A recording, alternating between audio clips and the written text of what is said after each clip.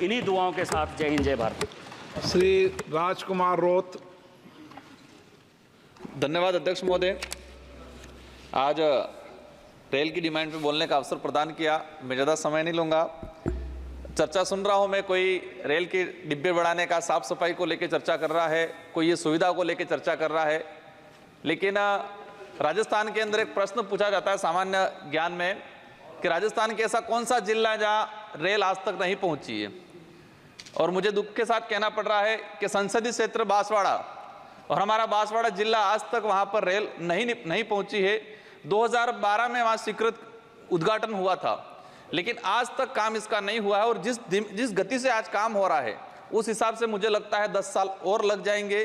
तो मेरा आपके माध्यम से मंत्री महोदय से अनुरोध है कि इस काम को और तेजी से बढ़ाया जाए। माननीय अध्यक्ष महोदय, डूंगरपुर जिले जो आज गुजरात और उदयपुर की जो रेल लाइन चल रही है, तो वहाँ से हमारी जो आती है जयपुर तक आती है।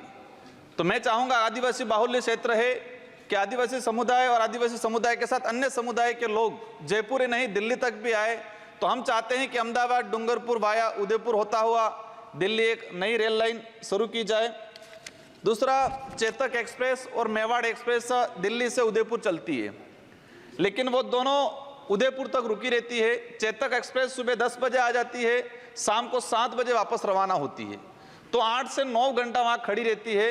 तो हम चाहेंगे कि उस चेतक एक्सप्रेस को डूंगरपुर तक बढ़ाया जाए, ताकि वो इसमें किसी प्रकार का कोई व्यय नहीं आएगा, किसी प्रकार का कोई नया नहीं है। तो हम चाहेंगे 10 घंटा वो रेल, लगभग 8 से 10 घंटा खड़ी रहती है, तो उस रेल को उदयपुर से डूंगरपुर तक किया जाए, ताकि वहाँ से आने वाले लोगों में सुविधा रहे।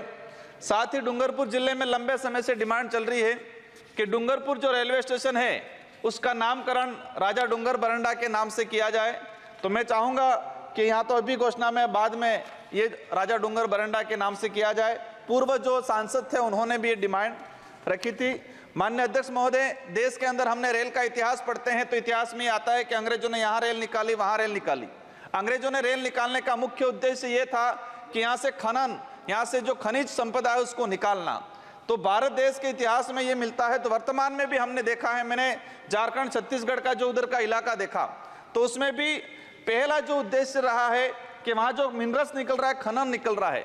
मैंने बस्तर कांकेर का इलाका देखा, वहाँ के लोगों की डिमांड है कि यहाँ पर खनिज के लिए रेल निकाली जा रही है। यहाँ सरगुजा वाला जो इलाका है जहाँ हसदेव अभ्यारण्य कोयला निकाला जा रहा है, लेकिन वहाँ सवारी रेलगाड़ी नहीं निकाली जा रही है। तो हम जो अंग्रेजी को नीति थी उसी नीति पे नहीं चले।